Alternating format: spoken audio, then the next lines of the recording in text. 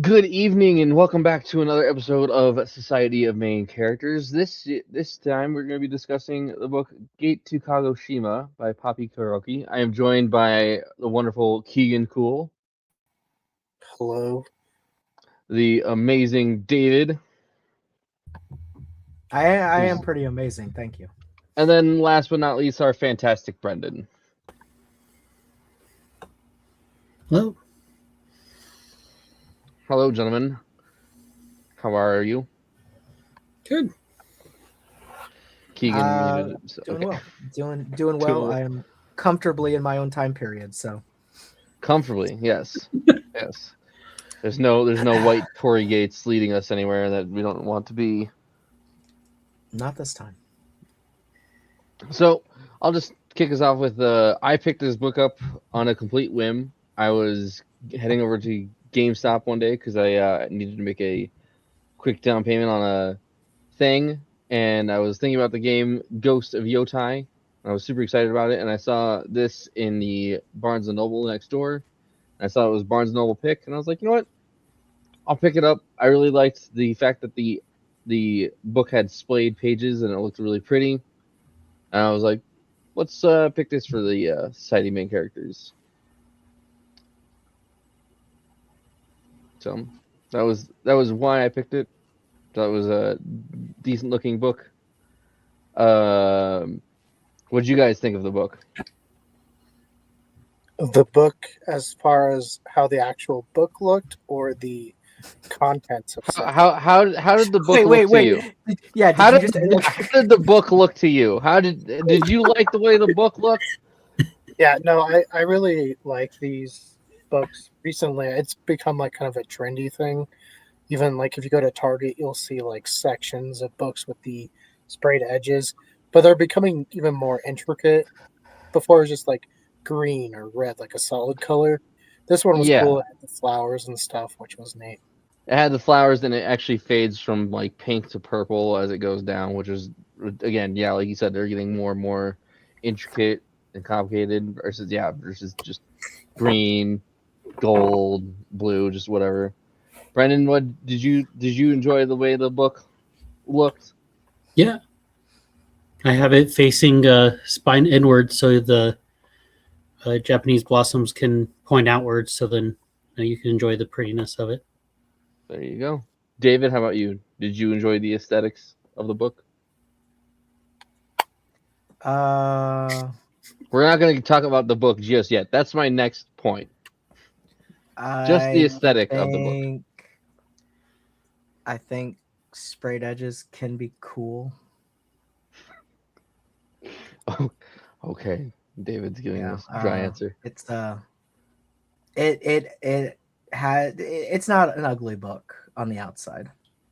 No, far from it. It's not an I ugly feel book. I do On the feel outside. like, On the outside. well, I feel like it's trying to evoke feelings of Mulan. I can see It's that. very, very similar. I can see that. Except Mulan was good. Yeah, I was just gonna say that I could see it trying to invoke that. It was not that at all. It was not. You know I what? personally- No, hold on. I've actually, now that we're talking about the outside, I do have a question here. Okay. Who the fuck is this supposed to be on the cover?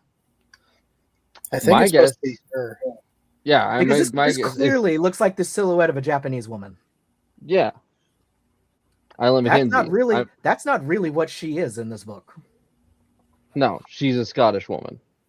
Right. So is this cultural appropriation right from the cover? Well, she's part. Is she her dressing up as another culture? Her character has Japanese heritage. Okay, how much heritage do you have to have that it's okay? Like, if I wanted to dress Native American, how much blood do I need for it not to be offensive? I don't want this to be the discussion, please. Okay, You asked about the outside of the book. Yeah, about the outside of a book. We don't need to talk about cultural appropriation with this. Oh, I'm just saying, I think they're just trying to rip off a Mulan and make people think like, oh, a Japanese book, when this, even for a book set in Japan, was such a not Japanese book. no, that's so let's just dive right in since we're already To be fair, going there. okay, sorry, hold on, just because people will comment. I am aware Mulan was China, not Japan. Dog could do the most damage to your face. Wow. Okay, and dogs damaging the face. Cool. Yeah, no, so let's just dive right into it. Yeah, I actually didn't really like this book. I thought the story was trying too hard to be something like, even going off of the picture right here, like where she's holding the sword, that's like not even part of like the main conflict of the story. Yeah, it doesn't And- even happen really. Yeah. It I doesn't mean, I really guess happen at all.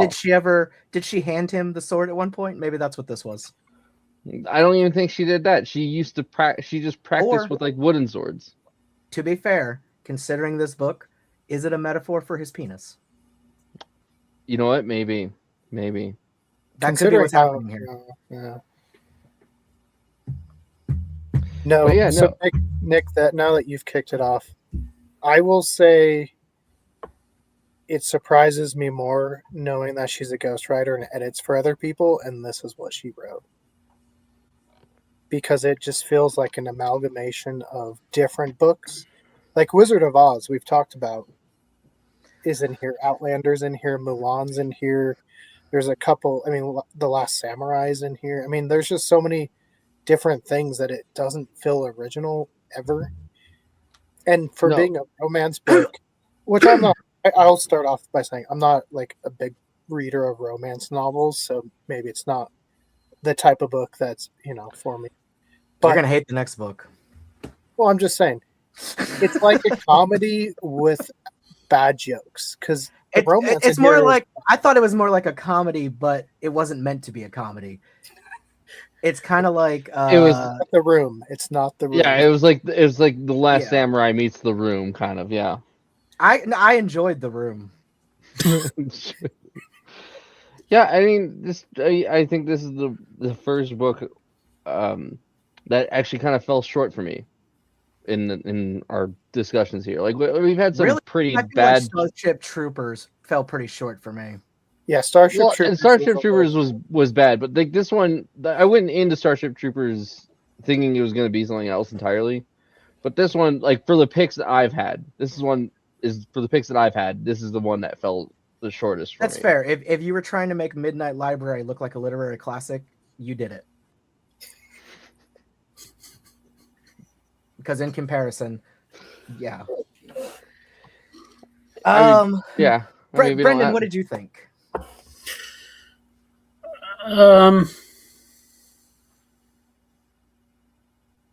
You I didn't realize how many different books were in it until Keegan just pointed it out. I didn't catch it on by a few, but not that many. I don't know. It's just not my cup of tea. So, talking about that specific point, I will actually give grace on that one because there's a lot of people that talk about this all the time, of course, that there's not really any original stories anymore. That a lot of stuff is, inspired or taken from other things. When it comes to writing and such, it's kind of an amalgamation of like what you enjoy and things like that. Like I get that part. So I'm not going to criticize that because I do feel like every writer in some capacity does take a little bit from a lot of things. So we're not even going to, we could go on and on forever about that. Yeah, but David, yes, I do feel like it was a massive ripoff of Outlander and a bunch of other stuff by far. I will say most people don't draw attention to popping because there's a lot of similarities to Wizard of Oz. Obviously, you go to this fantastical land because of a storm. There's a doppelganger in it. And at one point, to describe how it happened, the main character says, just like Dorothy went to Oz.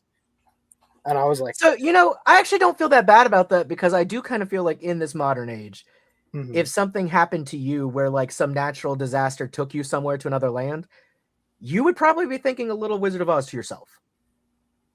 Like the way that you think about things is very impacted by your, pop culture things that happen to you. So I get that you would make parallels to stories that you're aware of. Now, do I think that belongs in writing? Probably not. I don't think that was necessary, but it may have been her way of trying to make Isla a relatable character, even though for some reason she set her in 2005, I think it was?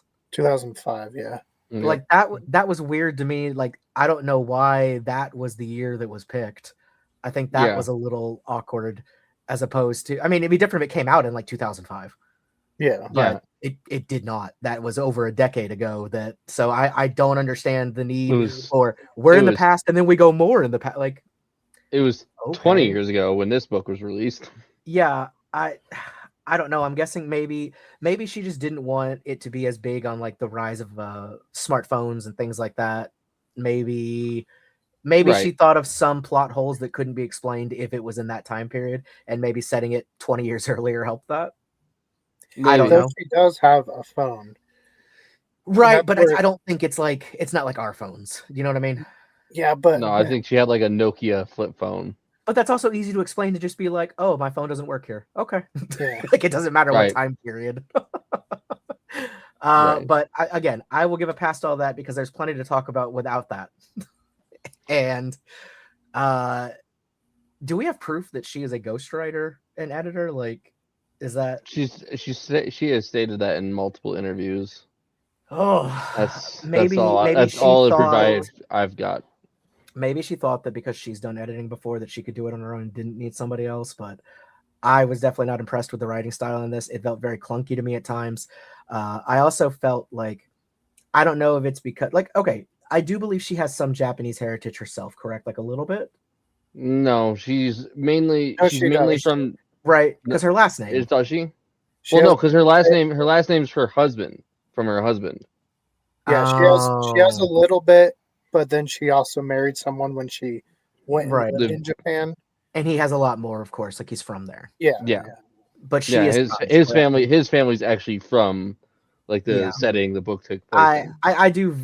I feel so very. I mean, you see this a lot in writing, but almost never as blatantly as this. This was very much a self-insert, like fan fiction-y kind of feel the whole time. I felt like I was reading like a teenage girl's diary of what she wished happened to her, kind of thing.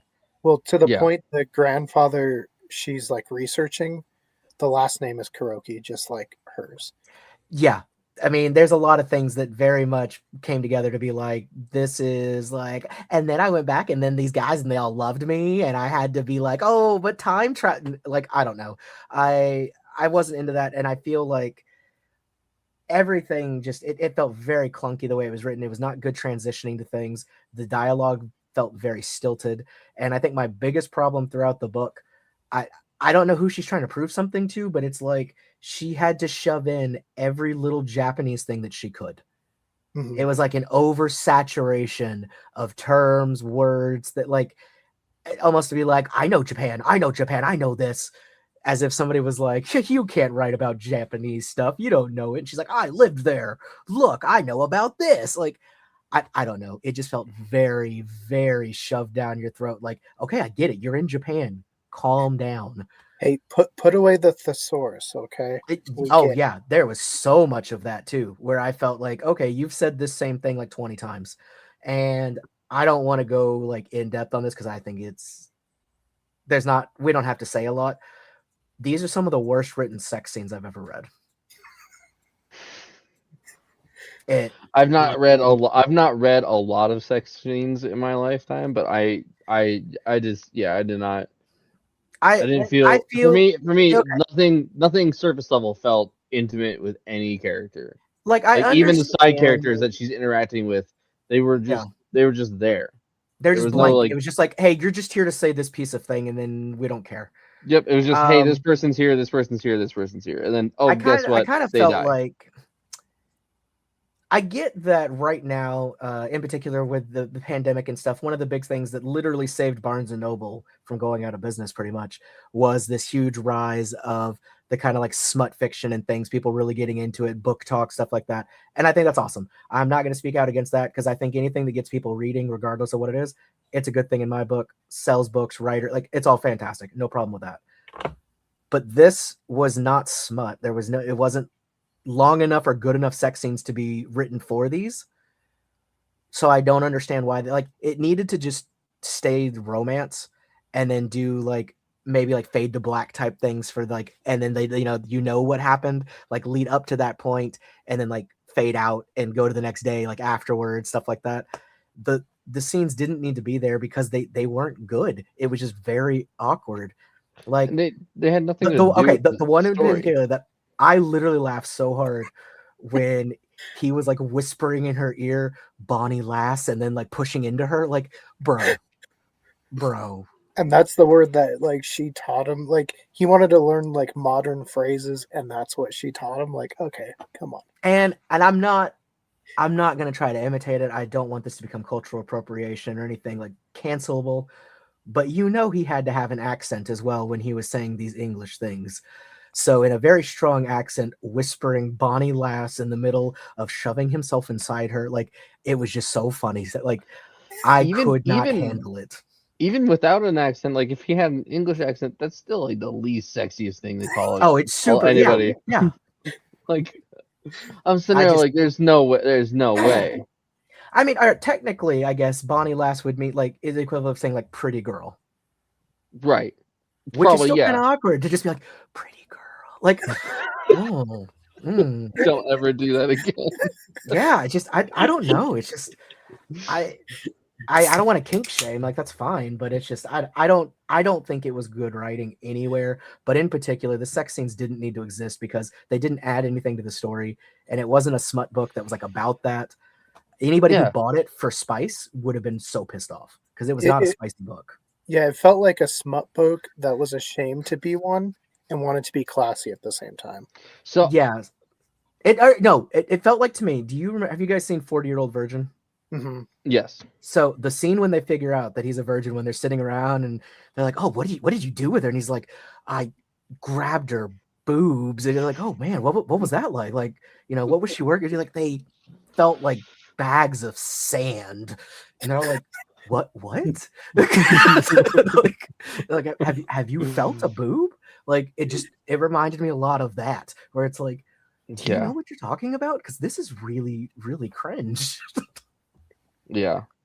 Oh, also, I maybe not the place for this because I know in writing we give a lot of leeway and it's not reality. I mean, it's a fucking time travel book, so I guess this is the last thing I should be worried about. Hygiene standards not high in that time period. She had to have like the mother of UTDs or whatever after this.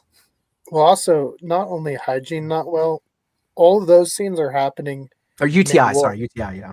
Yeah, what? They're happening mid-war while they're on the battlefield and stuff. Yeah, they're covered in dirt, blood, sweat, everything. Well, I couldn't understand why. Like, I think it was like one of the first times when they sleep together. It's after he got attacked by the vicious pack of chihuahuas. The one wolf. Which Keegan was kind enough. He has the picture behind him there, but he showed me the scale of what a Japanese wolf would be. They are not large, guys. They are like a medium-sized dog is bigger than these wolves. Yeah. So I instantly was like, how did that girl not get the ick like right away? Well, also, not only that, when he got attacked and she's like, "Are you okay?" And he's like, "It's just a scratch." And then like the next page, his sister is like, "Are you okay?" And he's like, "It's only a flesh wound." I'm like, I've seen Monty Python, guys. Like, come on. Yeah. Except Monty Python was funny. Mm-hmm. On purpose. On purpose. But yeah, let's take it from the top. I feel like it was a very self-insert book. I feel like the entire thing, like I said, it felt like she was writing about herself and not in like a good way. Like, like, oh, the character felt so real. No, this was like, I wish I could do this. Yeah. I wish I could go back to Japan. Yeah, it very like David and I had discussed it off camera, but it very much felt like fan fiction, like historical fan fiction. And the bad thing is like fan fiction is bad, like 50 Shades of Grey, but at least that is better than this. I heartily enjoyed 50 Shades of Grey more than this book. They at least knew what they were doing with their sex scenes. I mean, they have no idea what they were doing in like that kink and that field and all that, but they weren't embarrassed to say what they were doing at least. Well, they were more worried about making a Twilight fanfic. I'm going to say now, Twilight itself, 100 times better than this book. I can believe it. Yeah, I've never read Twilight myself. Don't want to, but it's honestly not that bad. If you could handle this, you will love Twilight. It's not what I want. which Twilight Book is literally way better was than the written. movie. Yeah, she literally had a dream, and that's what made her write Twilight. That was 100 times better than whatever the fuck happened in this book. Brenden, did you say you read Twilight? Yeah. And you liked It's it not a better bad. than It's this one? No, I think it's a good book. yeah. The movie is crap. I think the movie I- ruins it. I think the movie's okay, but I do think the book is legitimately better than the movie. But they did an okay job of the movie. It's just you don't get a lot of the thought processes and stuff that's happening in the book. I think one of my Keegan. biggest problems with this book is also the ending. The Gate book that we just read was the ending of it. I guess I guess I texted it, so I didn't scream, but I basically screamed at Keegan when I found out like what happened at the end because it was so fucking stupid. The barista ends up being the They don't The even modern day. explain that. Like, no, they don't that's explain my it at biggest all. problem with it. It's like they're was just he like like there's the end. reincarnated? And That's it's kind. It felt. I don't know about you guys, but it felt really kind of forced at the end too. And then it Like- just ended. Yeah, it's just like, oh hey, this like, and he's I've been like Bonnie, dreaming of like Bonnie Lass, and then bam. Yeah, And that then- literally Yeah. was the end. Was him calling her Bonnie Lass again, and then that's it. Like after being like he was dreaming about her for so long. Like, dude, he's a stalker. That's weird. That's Yeah. weird as fuck. Yeah, it Gave her- definitely. gave her tapioca one time, and that's it. He's gonna give her plenty of tapioca now. Because that sounds He like a doesn't- and term he they would doesn't- use for it in this book. He doesn't need. He doesn't even need to dream about it this time around. He's just tapioca all day. Okay, Do so, you think it so was it starts real? out. So it starts out. This guy, or this girl, I guess she gets broken up with, and in her And that's like, that's only mentioned the heartbreak. one time. That's only mentioned the one time. Like a third of the way through, Yep. and it was his fault that she's there. So if we're going off of that, how like the book, so real quick, the two things that disappointed me as I was reading it, as we discussed the picture, she's holding a sword. I thought there was gonna be more action, like maybe during the final like fight, she was gonna take up the sword and like maybe help him turn the battle, but of course that didn't happen. And then if you read the description on the back, it sounds like she's just struggling with whether or not she wants to tell these people that she's in feudal Japan with if she's from the future or not. Like it sounds like she has more of an inner monologue about it, but it's really like it's one scene where she's like, "Oh, by the way, they're gonna attack us," and then they're like, "Oh, how did you know that?" And she's like, "I'm from the future." I also don't think it's actually feudal Japan based off of.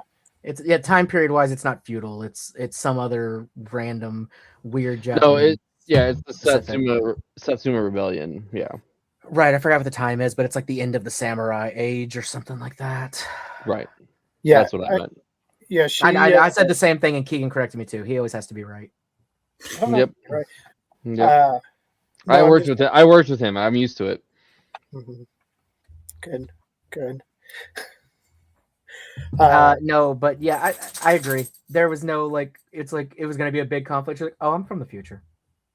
Also, the way that everybody just kind of was like, all right. Okay. Like, Yeah, everyone's like, I feel like- is she a spy? And they're like, no, okay. And you would think that they'd be like, well, shit, tell us what to do to win then. Not just like, no, that's not the honorable thing to do. Like, no, pull out all the Right. tricks. If you told me, hey, we're gonna get slaughtered, we're all gonna die, maybe don't do it. Yeah, Maybe be like, guys, let's rethink Preser- this. preserve your way of life for just a little bit longer. Yeah, maybe we just head out somewhere else. Maybe, live to fight another day. Instead, no, we will still do it. And again, going off of the picture, she's holding the sword. I thought there was going to be a point where she was going to take up arms and turn the tide of battle herself, but nope. She You know how just much cooler that would have been if she became like a mystery samurai that appeared on the battlefield and like turned the fight. That would have been so much cooler. But no, Yeah, she doesn't do originally that at on- all. Yeah, early on, I think I texted you this, David. I thought she was going to be like her cousin or her great relative that she couldn't figure out the information on. Yeah, no, honestly, I agree. I thought she was gonna find out the dude she was banging was like her grandpa. I was I was- kind of waiting for her to become her own grandma. And it would have been gross, but it would have been a more interesting story. Honestly, I thought the same thing, but nope, nothing at all. Just a farmer. How much cooler would this have been if like she showed up and like something she did right away like got a samurai killed, but she realizes like history has to still go, so she like takes his place. So it is kind of a Mulan thing, but it's more like pretending to be him so that time doesn't get fucked up or something. Like, Better story. would have been a better story. There are so many things that could have changed with this book that And made then it better. the guy that falls in love with her like as that, and then when she like finds out that it's this girl, he's like, "Ooh, I like dudes."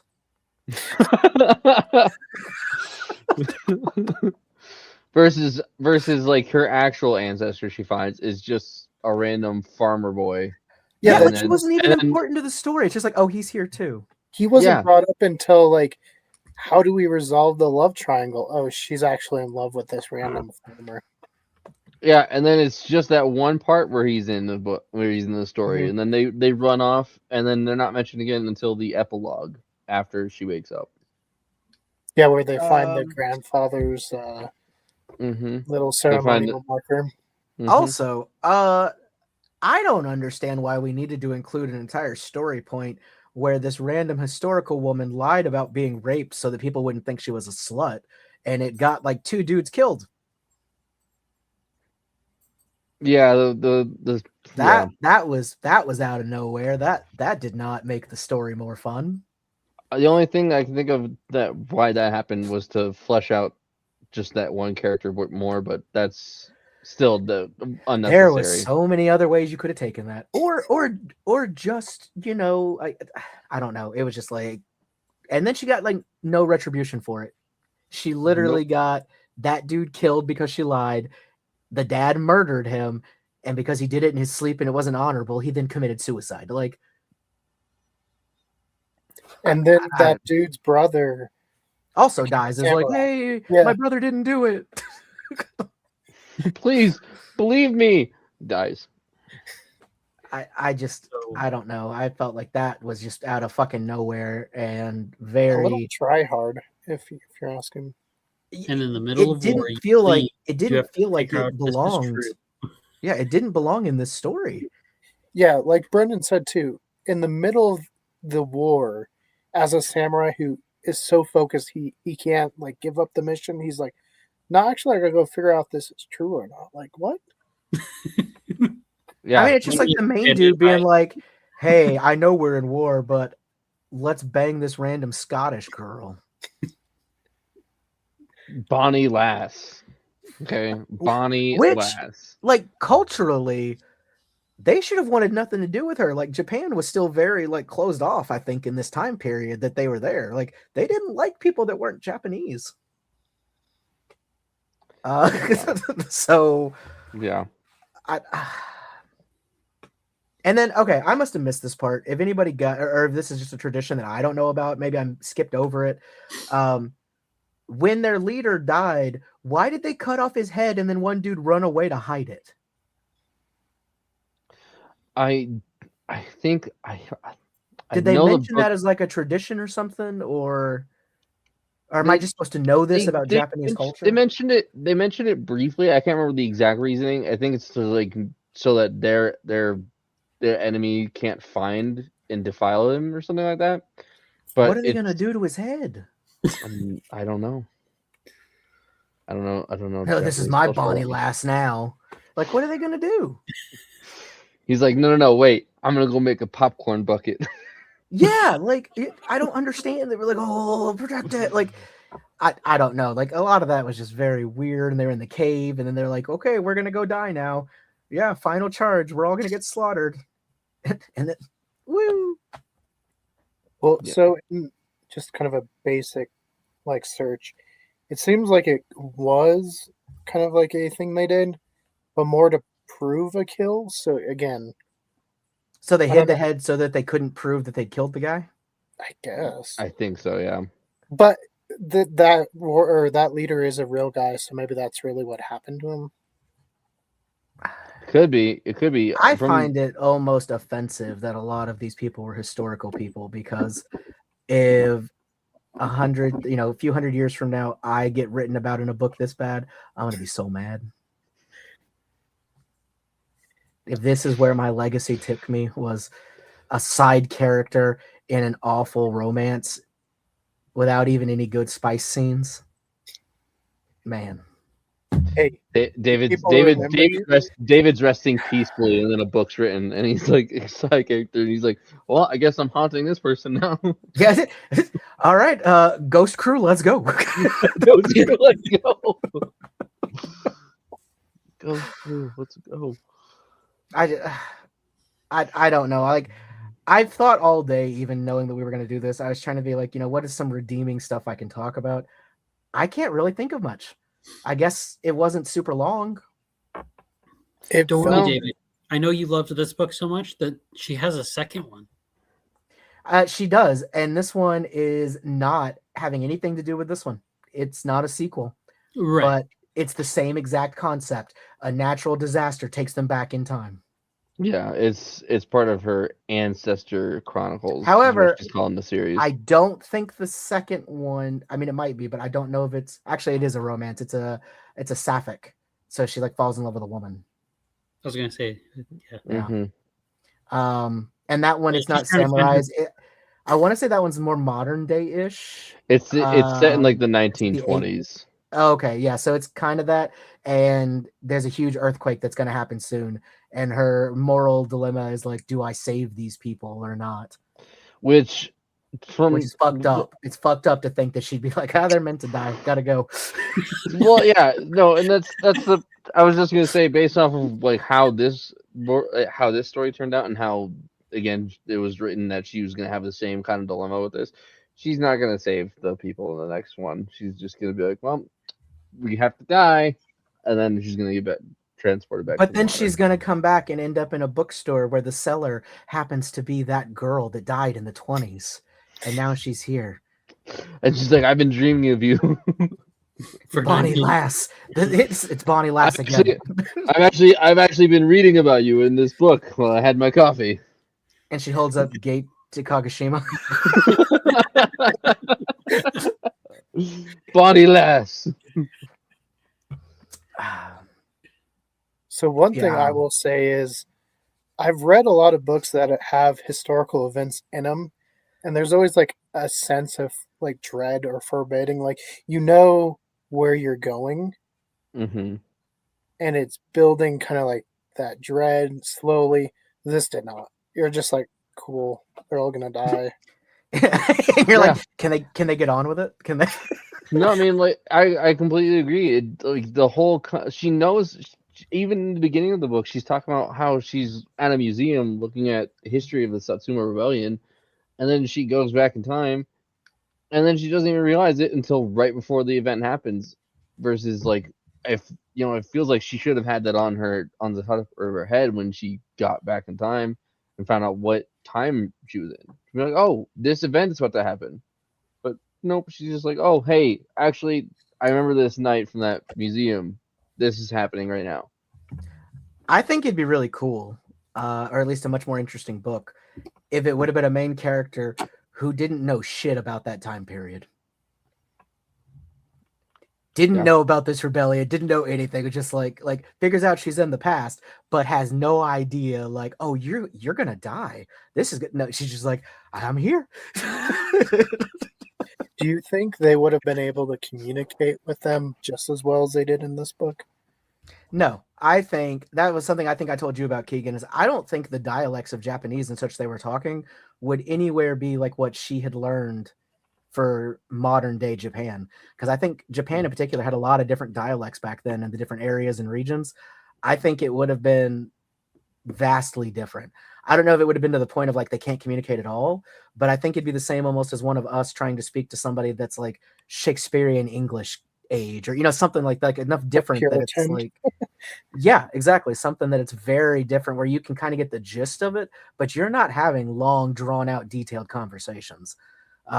They could have even had her like having to adapt to that for a while or something, as opposed to just immediately being like, yeah, no, this is fine, this is mm-hmm. Or have her saying a lot more words that they don't understand. Yeah, well, I think the author just needed more description. I think this book needed to be longer, and I'm glad it wasn't.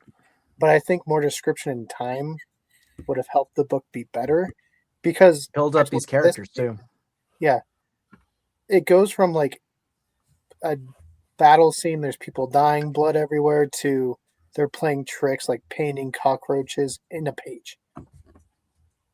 And I'm like, what is this like jump? Like, it's not even a different chapter. It's just like it blends together and there's no time and spacing. It's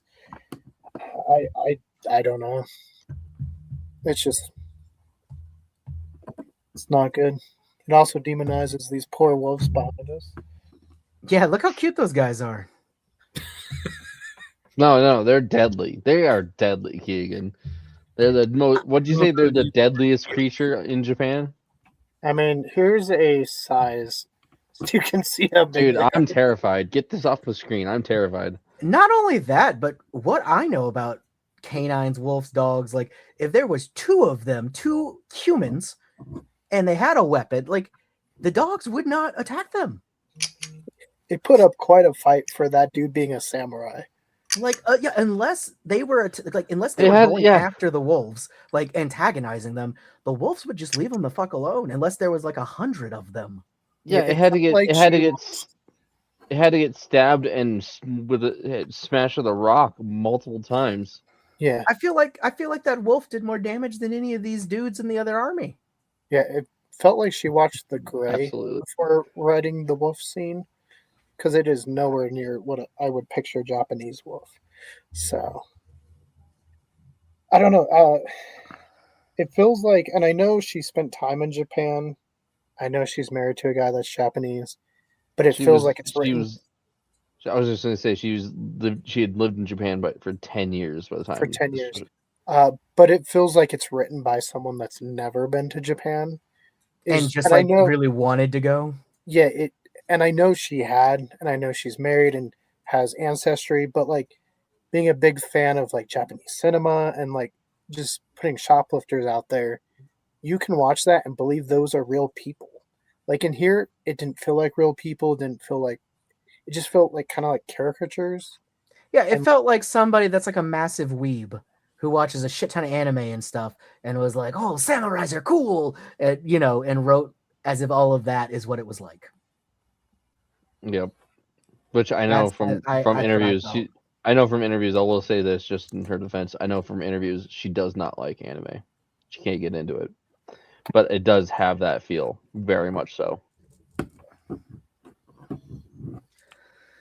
Yeah, it was a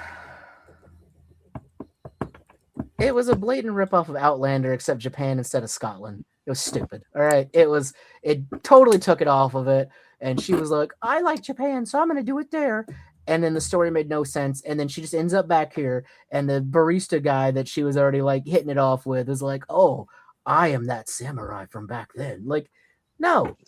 And honestly, that girl should be like in a mental asylum for a while, because she just found out time travel is real and possible and went somewhere for how long?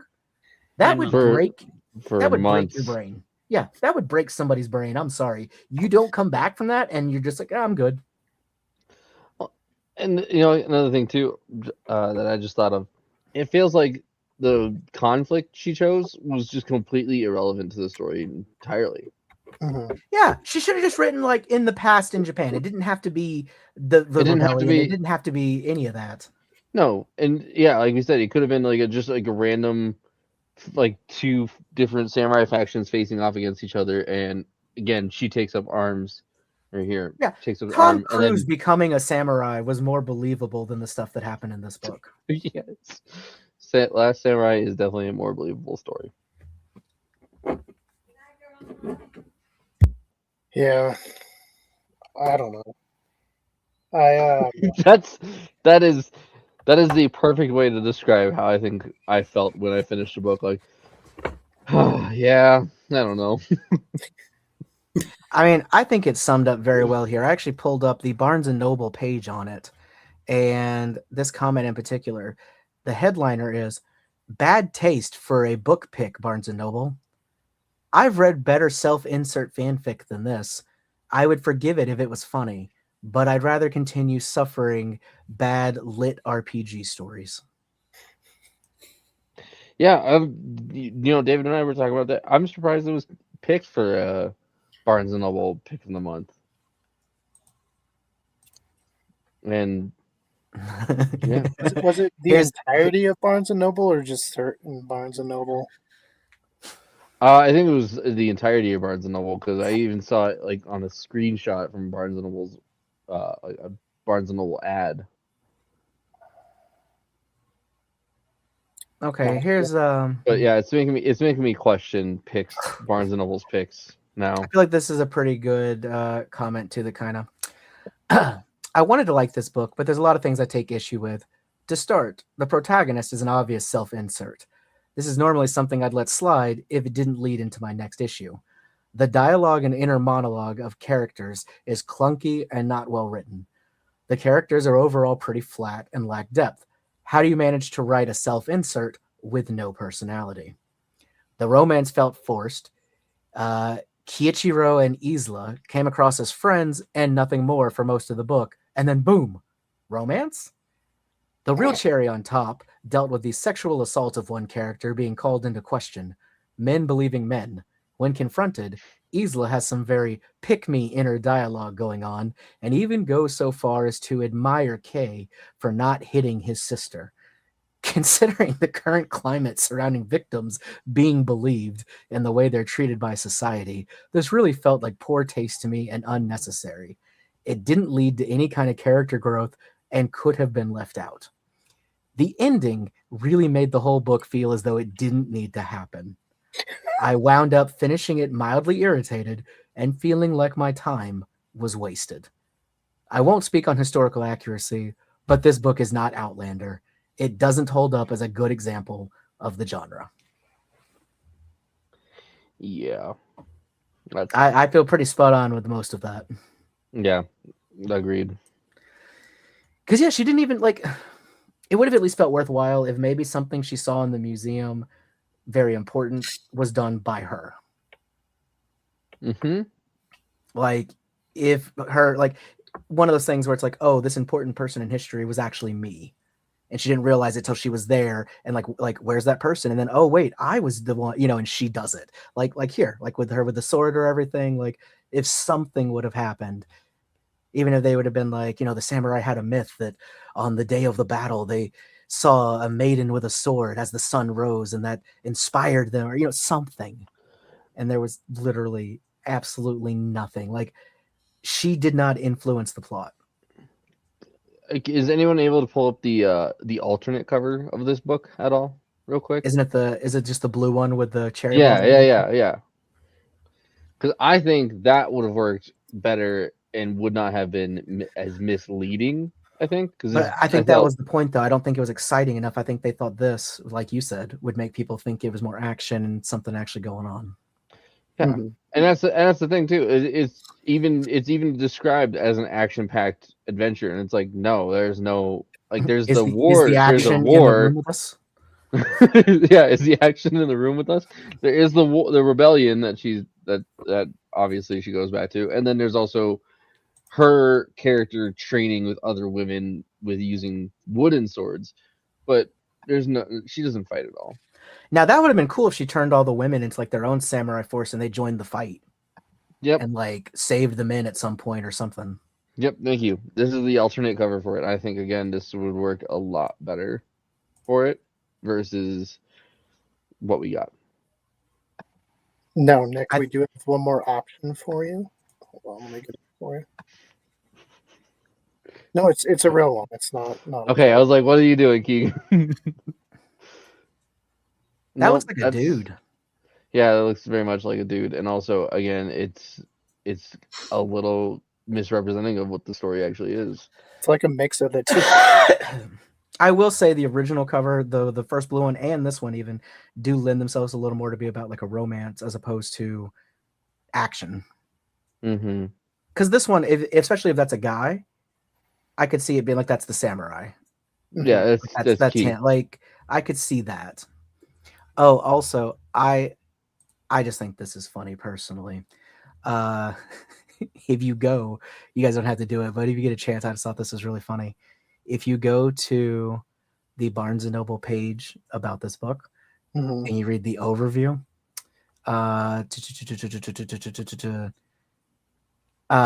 it goes, there she meets her ancestor and a charismatic samurai, Ki, with whom she unexpectedly finds romance. Very next sentence. But unlike her beloved, Isla knows about the looming samurai rebellion and Kai's fate. They literally spell the name two different ways, one sentence apart from each other.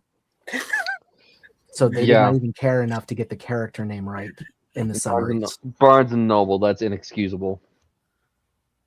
I told Nick this. I was like, I think whoever did the picks must be like a close friend to Poppy, or like works with their publisher, or they got a preview edition and they felt special. I don't know, but I know that this would not be a pick for me. Like, this might be the worst book that we've read on this so far, possibly outside of Starship Troopers. No, I'll go a step further. This might be the worst book I have ever read. Period. And he reads a lot of stupid shit about Billy the Kid, so that's saying something. Yeah, no, it's not. It was definitely not my favorite book, and I think my problem, because even if I don't like the story, I don't see me picking up the sequel. Yeah, I feel it's not a sequel. Well, yeah, I meant the next one in her series. Yeah, I feel like that review said, I just feel like I wasted my time. And if you write a book, like, I don't have to like your story or agree with your decisions, but don't waste my time. And I feel like that's what this one massively did. It was bland. It was very forgettable.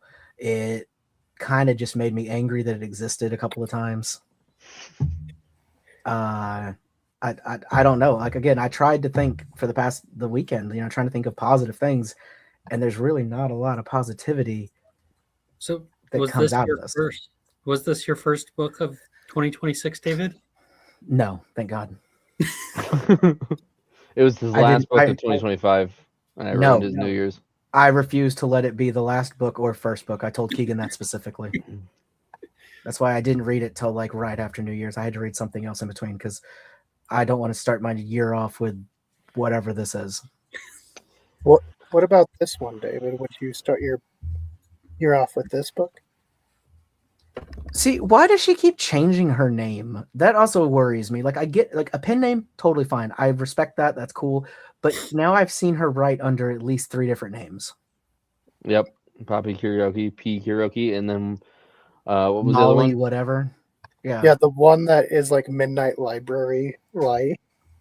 Mm-hmm. That was so funny because I saw the library of second chances. Yeah, I saw that pop up and I sent it to Nick because I was like, oh, that was his pick. That's kind of funny that somebody copied it. And then David was like, that's the same author. And I was like, no way. It makes sense why it popped up now, but. Which you did not mention to me when you sent that to me.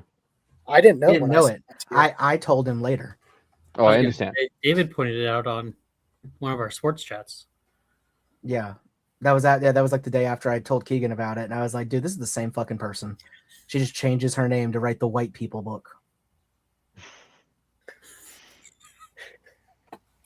I will say, I thought it was really funny. David texted me yesterday. He's like, hey, don't take tomorrow's book talk personally. He's like, Keegan did not like this book at all. And I go, well, I picked it out on a whim, and I also didn't like it. So I'm not going to be offended by any means. I was worried, Nick, because I texted David and I was like, I'm kind of worried about tomorrow. Because, like, I feel like I'm not as mean about it because I've had a couple days to, like, kind of forget about it.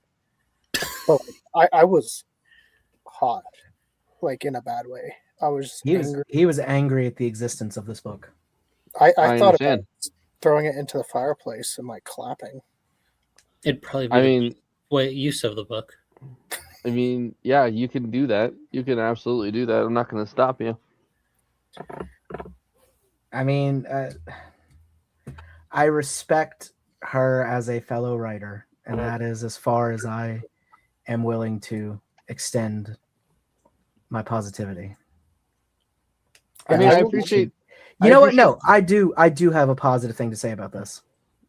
Seeing this book out in the world, lots of people have read it. It's been a pick for Barnes and Noble. You know, this gives me hope for my own writing because if this shit can get out there, I need to find out whoever her agent and publisher are because apparently they'll take anything.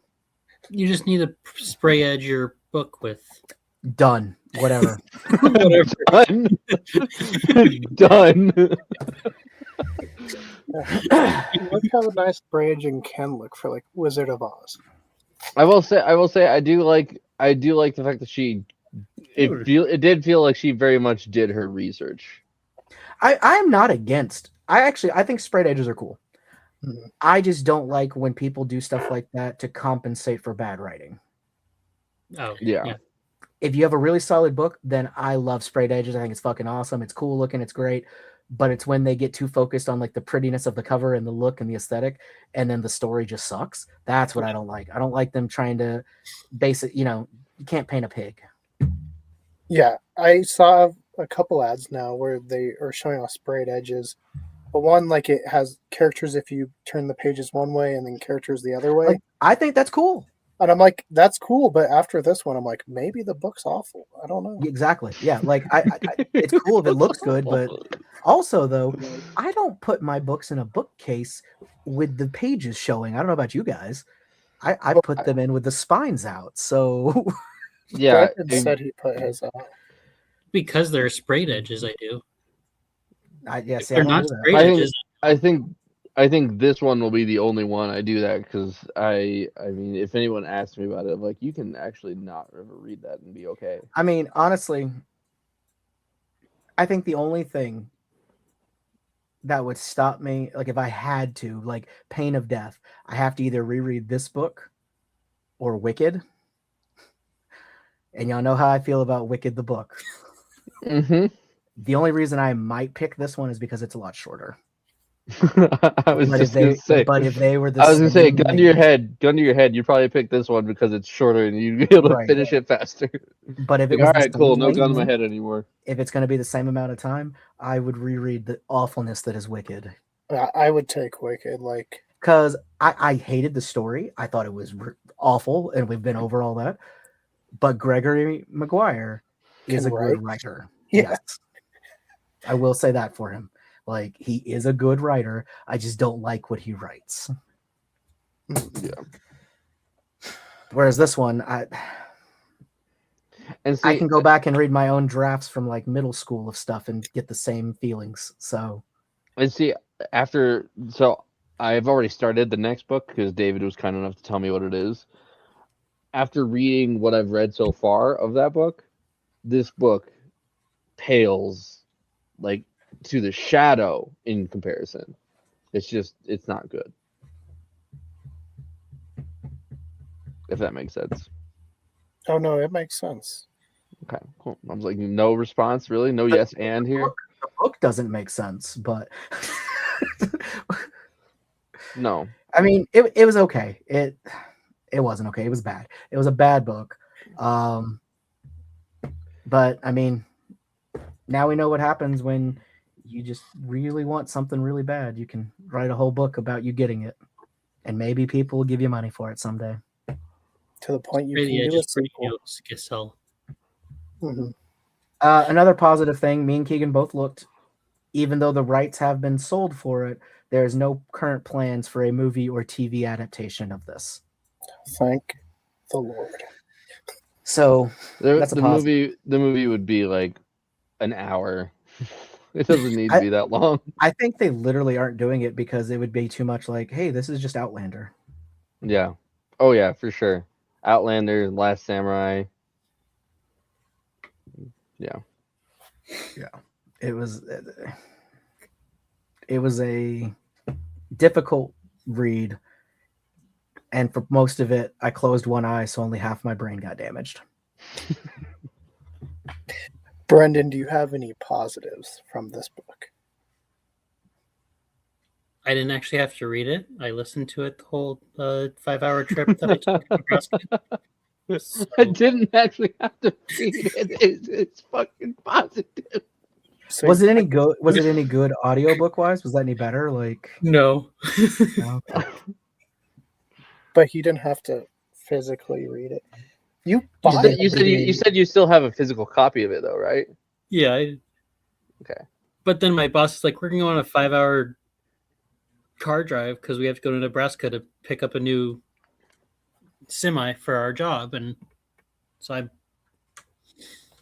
Did your downloaded boss the also audio. listen to this, or was it just you? It was just me. God, Okay. could you imagine if you're like, hey, boss, I need to read this. I need to read this for a discussion with my friends.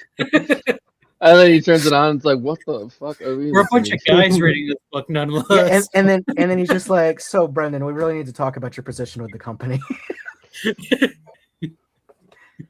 I will say when I was trying to find my background for this discussion, there is a picture that's taken from a screenshot of somebody else's YouTube review of this, and it's just them like, oh, and I'm like, yeah, that's pretty much how I would feel. I mean, so I looked on Goodreads and did some research, and there are some people that very much enjoyed this story. oh yeah, oh yeah. So I'm not like gonna. what I mean, what on Barnes and Noble's page, there's like it has an overall 4-star, 4.2 out of 5 stars, something like that. yeah, I think it's just that a lot of people, if you're gonna review a book, I feel like you're a certain caliber of person, and I feel like the majority of people are not. Like a regular person that picks it up and just hates this book isn't going to be like, I'm going to go review. No, they're just going to not finish the book and be like, that was a waste of $15, you know? Hmm. Yep. I mean, I know people that will not finish a read and then still go write a review. Hey, I didn't like it for these reasons. Did not finish. So at least you might be able to take that as an insight. I mean, someday, if we really want to punish ourselves, we can pick The Age of Scorpius as the book we're going to read, and we will all hate our lives forever. I don't even know what that is. I mean, I'm just gonna throw this out there. I don't want to be the only person here that picks a bad book. Okay. It is. I know we want to pick good books, but I hope I'm not the only person that picks a bad one. Well, you're Keegan, not. we can go off on this. We could have an entire episode just talking about this. Some people have literally built YouTube careers now just on talking about the drama of this book.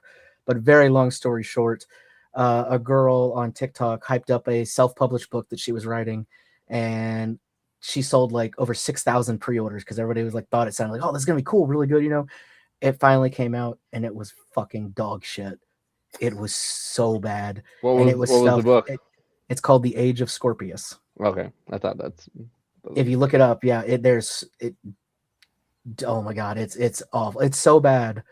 And then the writer, she kept making TikToks after it, basically blaming other people for why it wasn't succeeding, and just wouldn't own up that she wrote a fucking awful book.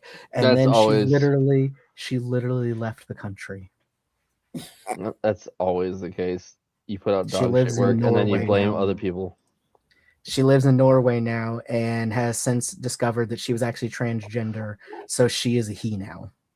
Hang on, Keegan, didn't Poppy also move? Yeah, I think Poppy lives in the USA now. Well, no, she's never been in the USA. No, I think she lives in the USA now. Oh, I thought she lived in Europe again. She lived in Scotland, maybe.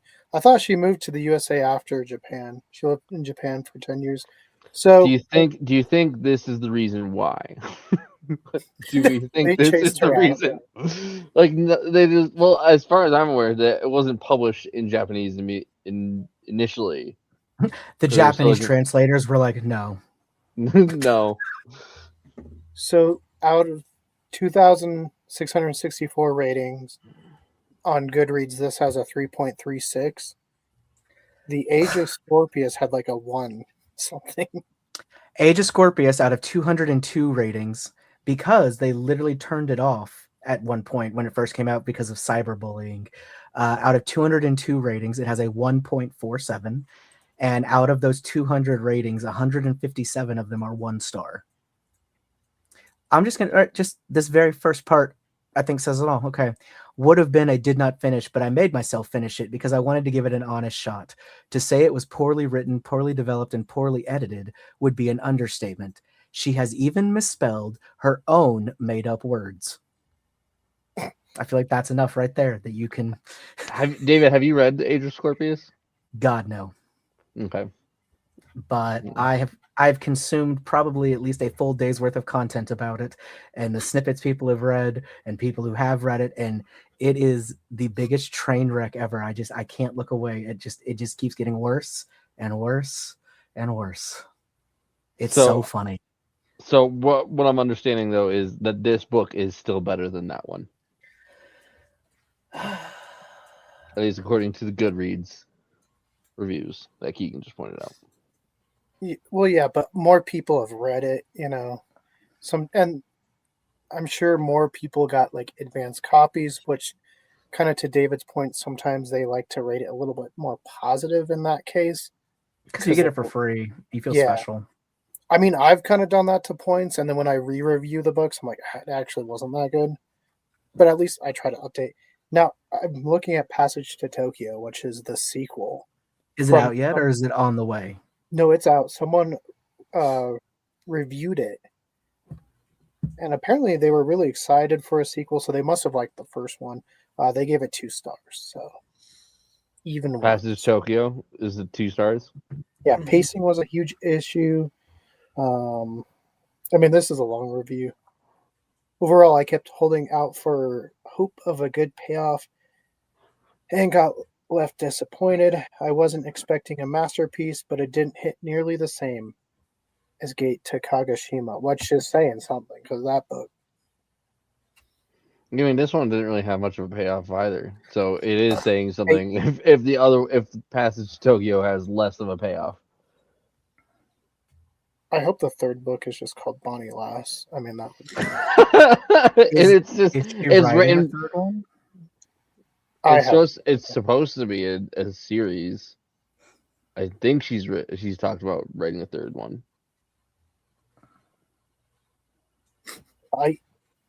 I can say honestly, I don't think I will ever pick up that one. I won't.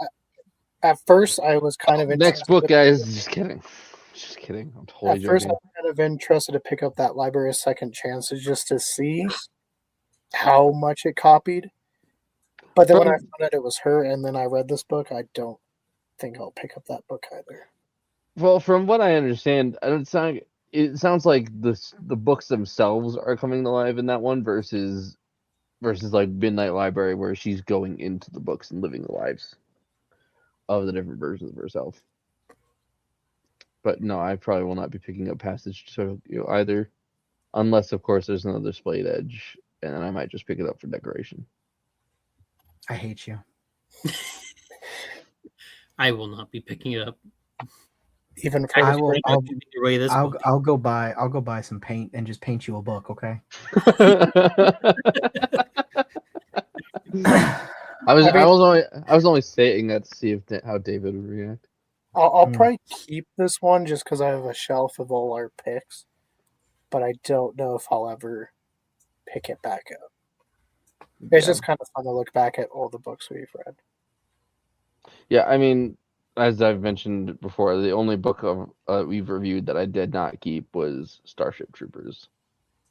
What'd you do with it? I gave it to a friend of mine who who actually wanted to read it. So understandable. Yeah, he said he's never read it and he wanted to, so like he can just have my copy. But no loss.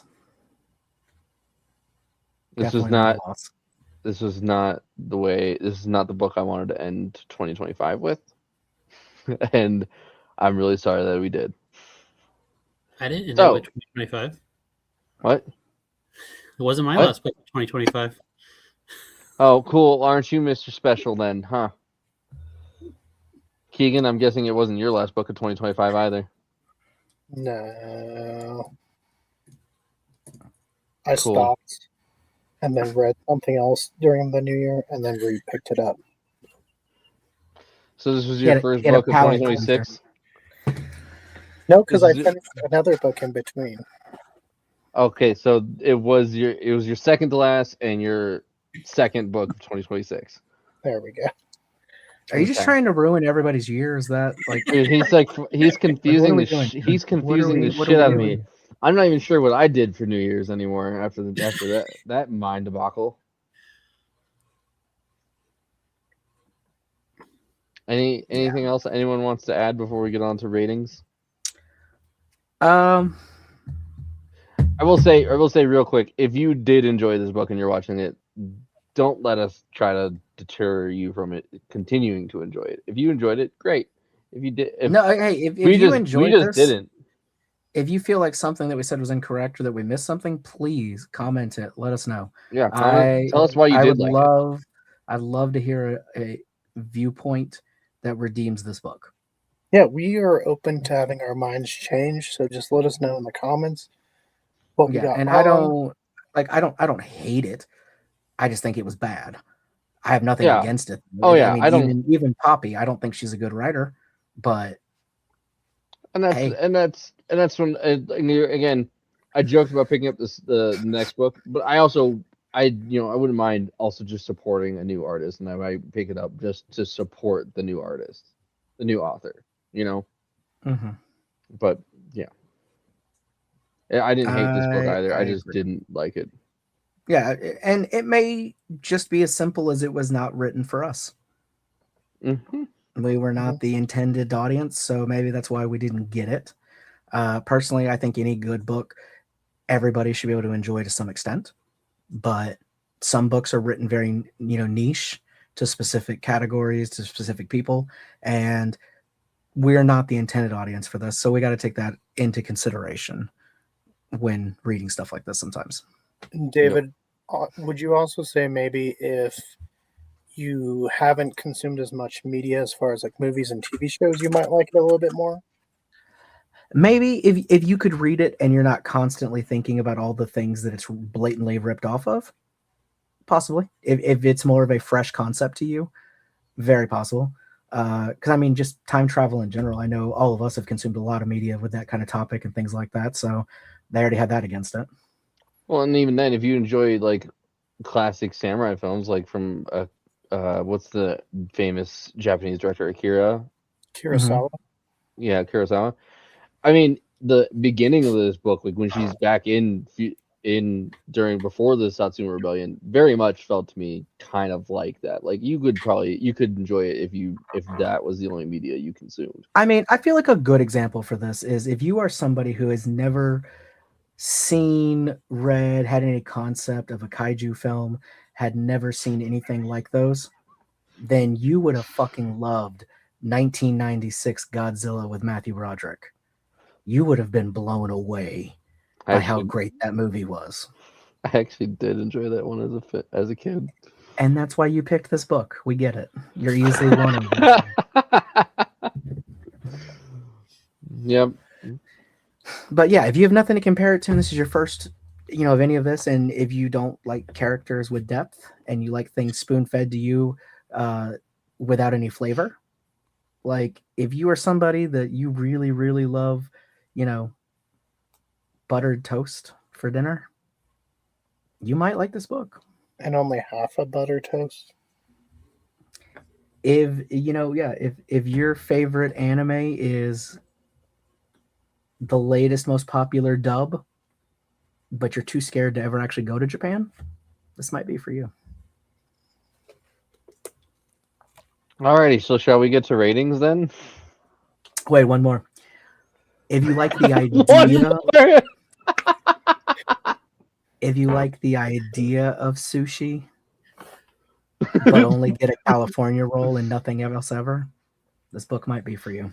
I'll add to that. If you like sushi but you only enjoy it with ketchup, this book might be for you. Jesus, you need to go to a mental asylum. I've seen a video of a girl doing that. She actually took sushi and then put ketchup on it, and somebody's like, "You need to step the fuck away right now." If you put raisins in your potato salad, you're gonna love this book. If you put raisins. Brenden, Keegan, you got anything to add? I would say if you've never seen anything Japanese, as far as like film, never read Japanese books, never learned anything about samurais, you might enjoy it. But if you know anything, if you consume Japanese media, you probably will not like this book. If the only Japanese thing related media you've consumed is The Last Samurai with Tom Cruise, you might enjoy this book. No, I think you will hate this book. If you vaguely know that Japan was involved in World War II and that's your extent of Japanese knowledge, and maybe you've tried soy sauce once or twice, you're gonna get a kick out of this one. What if, David? What if the only thing you've ever known about Japan is you went to the Amelia Earhart Museum and they have that one photo claimed to be her in Japan that was fake? Do you think you'd like this book? If you didn't realize until you went to college that Japan wasn't a fictional place, then you might like this. If up until then you thought it was like a made-up place for animes and stuff, then yeah. Again, if you actually did enjoy this book, don't let us deter you. By all means, enjoy Or what you want. maybe read some of the other books that we've covered this past year and develop some taste. Just saying. We got plenty of picks that you can go check out that I think might help you. None of them are too hard to get into, and if you can get through this one, you can get through any of the other ones. Starship As a matter Troopers. As a matter of fact, much easier. Don't read Starship Troopers. You can skip Starship Troopers. Yeah, just go watch the movie. Yeah. But all right, do we want to do our final number ratings on this one? Yeah, Brenden, what are you giving it and why?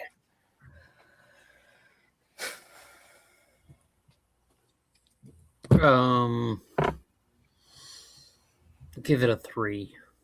Just because I feel like, even though I didn't enjoy it, I think part of it was it's not written toward, or I'm not the audience intended for it. Keegan, how do you feel? I think Keegan's gonna give it a 0. He said it was the worst book he's ever read. In fact, I actually confirmed that I can indeed give this book a 0, and I am giving it a 0. It is by far the worst book, and the only reason I did not finish it was because we were doing this episode. If we weren't doing this episode, I probably was done page 6. Like, honestly. Wow, even before she went back in time? Yeah, it's just the style of writing feels incomplete. It feels like a rough draft that the author had the thesaurus next to her so she can sound like she knows something, but she has no idea how to structure a sentence, and it kind of worries me about the book she's ghostwritten. But maybe she's just better at ghostwriting because it's not her own material. But I don't know if I can even personally recommend this one, so I will give it a 0. David? Okay. Unless you have a lot to say, in which case I can just give mine. No, I think we've probably said a lot of what needs to be said. I think ultimately I'm gonna give it a 3. Yeah, I think I will give it. I'll give it a 3 as well. I give somebody 1 automatically for having words printed on a piece of paper. So, yeah, in terms of a book, it was a book. It was a book. And it was written. It used English elements. And there was things happened. I was going to say there was a story, but there really wasn't. So things happened that were conveyed to us. So at the very basics, it was a book. So I'll give it a 1. And then she tried. Like, I fully believe she believes this was a great book. I think she was very proud of this. I have to take into account that it could be for a completely different audience than me. So out of that nicety, I'll give it another point. So that brings it up to 2. And then it wasn't very long, so I didn't have to waste more than about a day or so with it. So being considerate of my time and only sucking away one day of my life, I'll give you 1 more point. So that'll bring you up to a 3. Actually, no, that brings you up half a point. The other half, sprayed edges are pretty damn cool. Okay, David, you didn't mention the sprayed edges. Plus, it had a Japanese wolf in it. A group of them were very dangerous. Japanese is true. I Do you do know like what? canine representation, so that'll give it. That's a firm 3. You know what? Just for the K9 representation, we'll bump it up 0.5, so 0.5 out of 10 for me. Damn, look at this. Yeah, Japanese wolf. Yep. Honestly, I'm not even kidding here. Favorite character in the book. I mean, That is the character. Like strongest that character in the book. that character had a very clear motive. Fuck these people up and get something to eat. And it did everything it could to accomplish that goal. Came very close to doing it. All of his scenes were action packed. Keegan, I feel like you need to bump yours up to a 1 now with all that. And it was a true David and Goliath kind of underdog story because we saw the size of that dog, that wolf, and he still went for it against a big samurai dude with a sword.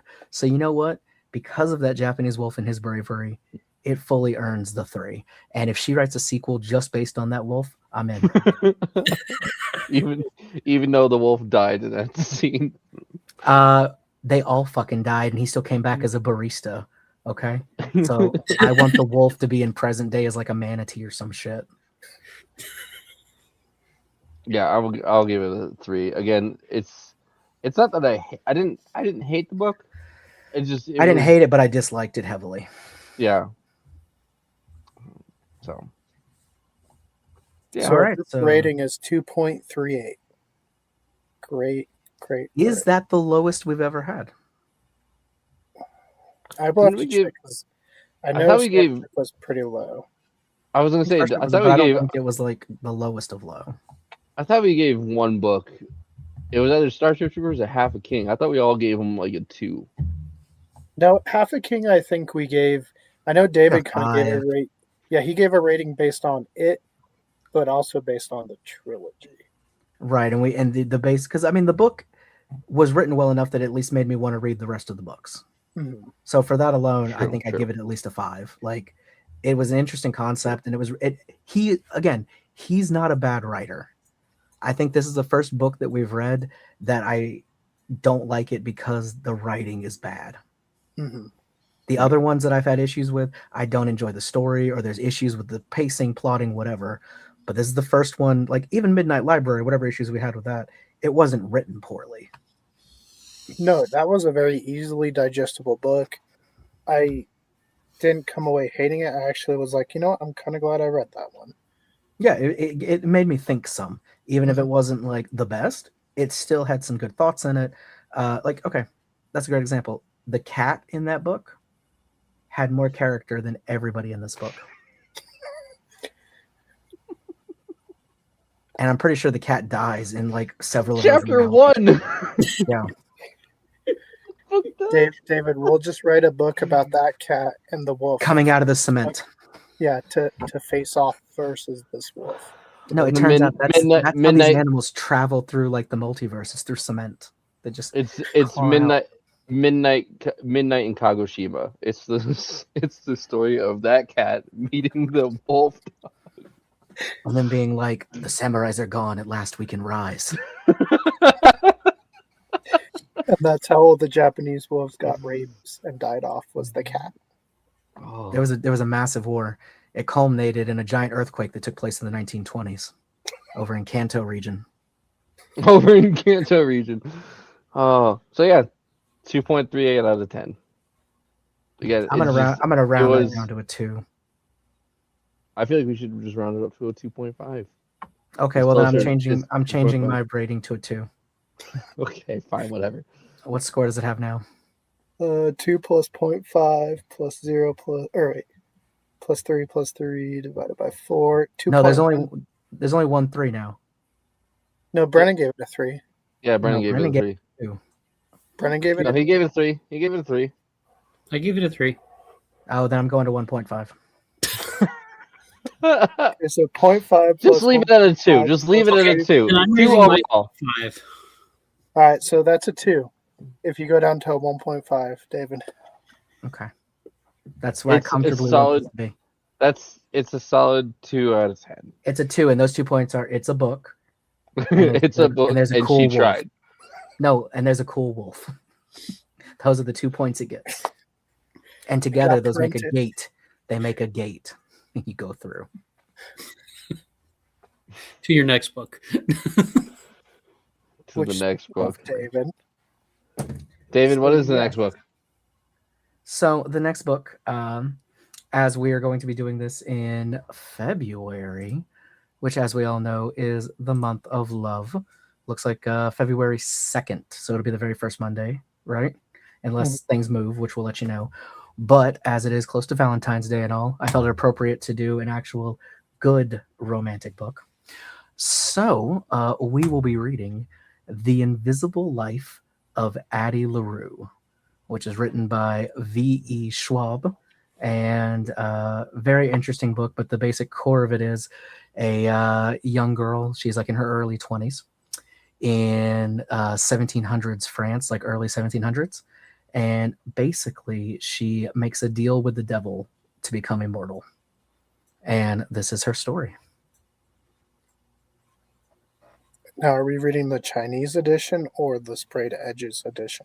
Because there's I'm gonna let you pick. It's up to you. But our discussion will be in English. However, if you choose to read the Chinese one, Our discussion will be in English. Anyway, I will say they do have several special editions of this book.